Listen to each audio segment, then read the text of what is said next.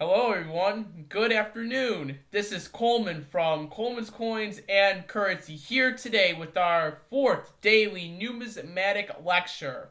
And today we are going to be talking about error US currency. So, what is a genuine error note?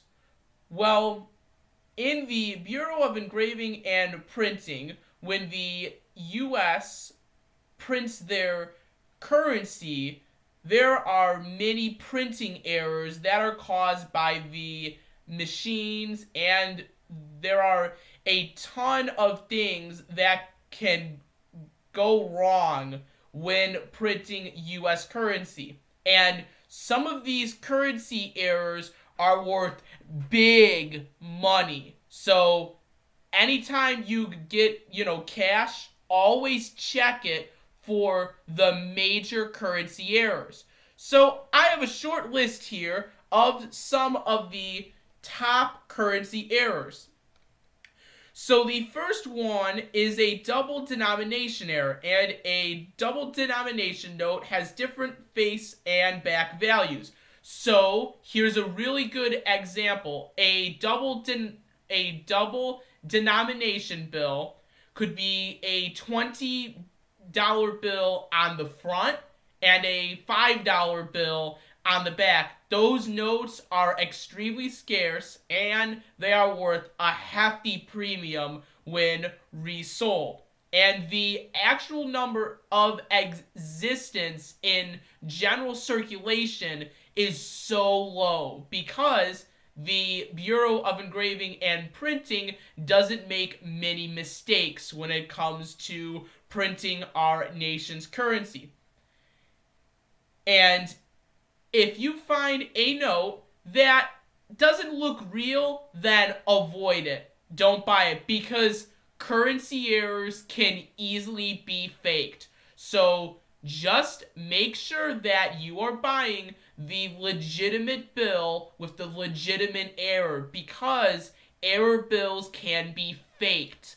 Yes, that is true, viewers. They can be faked. So the next error we're going to talk about is a faulty alignment error where the bill is miscut.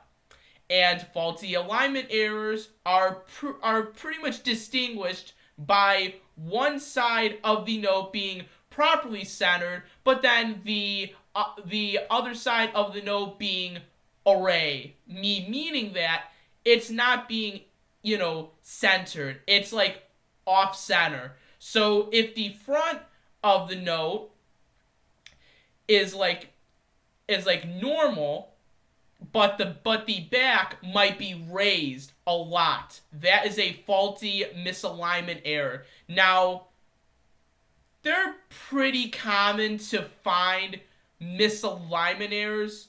Like if you had like a misalignment error 20, it might sell in circulate grade for maybe $100, $200. Again, we're not talking huge money, but if you have a bill that's severely misaligned, it can mean thousands or tens of thousands of dollars. So the next thing that we're going to talk about is insufficient inking.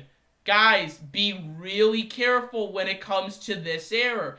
And insufficient inking errors result from poorly or inadequately filled printing plates, meaning when they print US currency, that some of the ink might not get on the bill, and then when it dries, it just goes into general circulation. And the proper numismatist will immediately notice a insufficient inking error. Now, I have found very small ones, but if you can find a major insufficient inking error, you could be looking at, a couple hundred to a couple $1,000 really easily. So the next bill, or excuse me, next type of currency error that we are going to discuss is the US currency error blank back. Now, this error means the front of the bill is fully inked normal, but the back has no ink on it at all. None. There's no ink on it at all. There's no ink showing, and those are pretty hard to find, and those notes are worth some pretty good money, and they're scarce, and they contain very high premiums. And the next type of currency error from a mini sheet, I am going to be talking about the misaligned overprints. Again, this is a excellent reference sheet that I got. So I will try to, in a future video, put a link in the description, and you can look at, guys, there's so many more currency errors, but obviously I don't have the time to go through every single error on one numismatic lecture.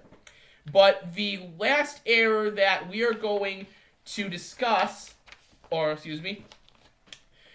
we are going to be talking about mismatched serial numbers. This is a big and important currency error. Mismatched serial numbers are when a serial number on a banknote, which I will grab one right here.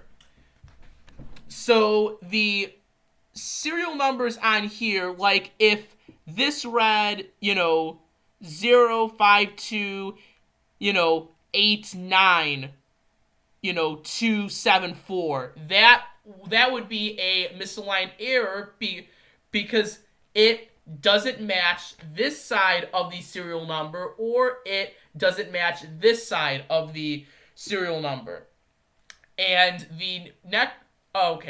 and that is it for this numismatic lecture. Now, guys, there is so many currency errors. There are pages and pages of them, but I'm not going to bore you with the details, and I may make it another video, but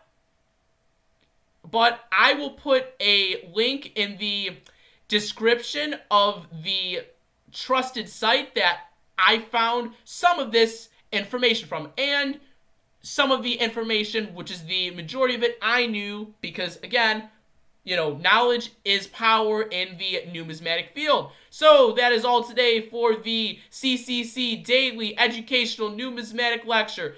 Please make sure to subscribe, like the video, turn on your push bell notifications, and comment down below. This is Coleman from CCC, wishing you a good day, night, or whatever time it is. Enjoy the rest of your day.